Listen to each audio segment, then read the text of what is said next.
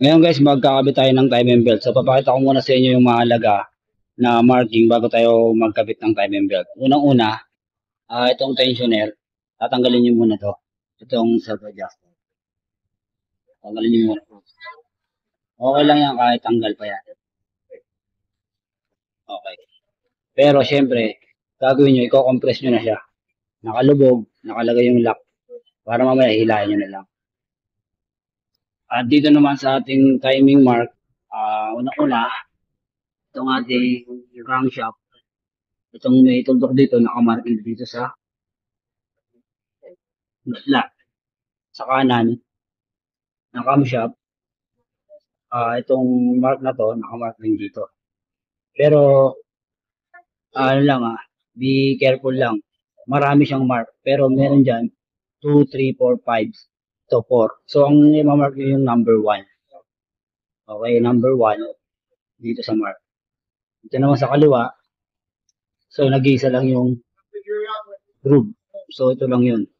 Dito rin nakamark. Okay, so ikakabit na natin timing belt.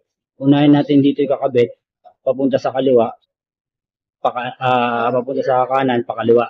So dapat yung tension natin, yung higpit natin, dito manggagaling na higpit. Okay?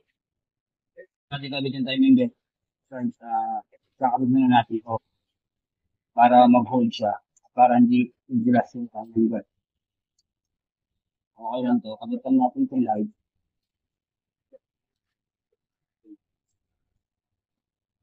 Kahit mo muna higpitan. Okay. So, ang purpose nito, para hindi dilas. Ang kakabit natin timing belt, hindi tayo magsimula sa baba. Ito yung name niya sa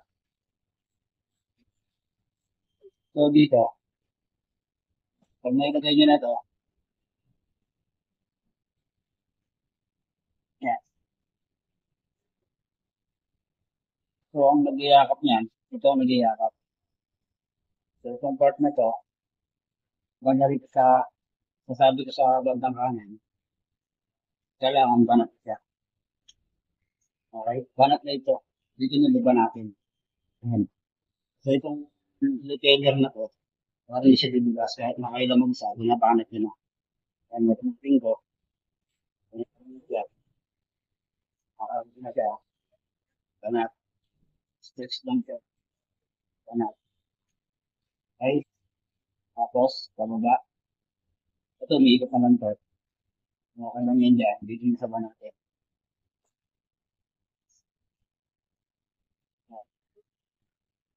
Banat yan. Stretch na yan. Dito, reset naman to. And banat yan. Banat sa baba, umikitawan. Yan. Okay.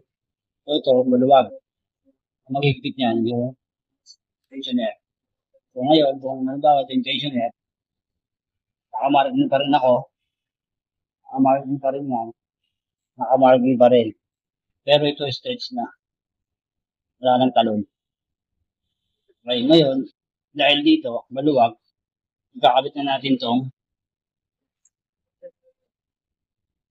sub-tensioner.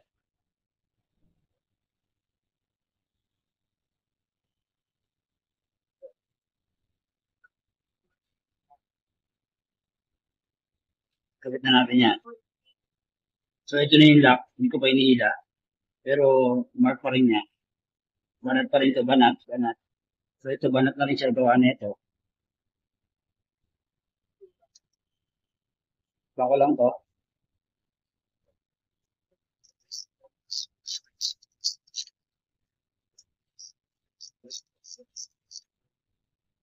Okay.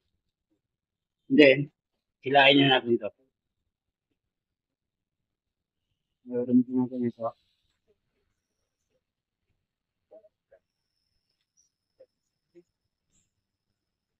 View.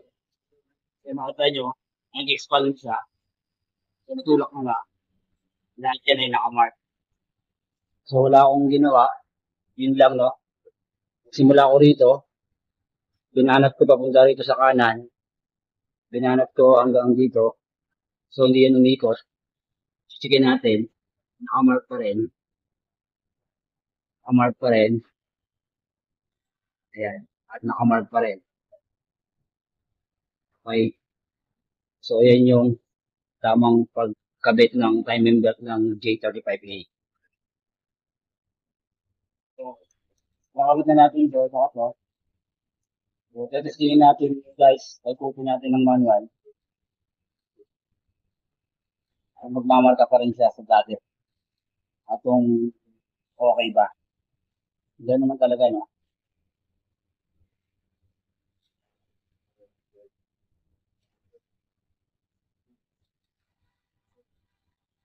Yan, hindi na namang sabi. At saka, sakto lang. So, ayan, okay. Okay. Okay. Okay. Yan, nakasilikat na tayo. Ayan. Namata ko siya sa dati. Yan, marka, marka, marka. So, dyan lang magkabit ng timing belt, guys. Thank you for watching.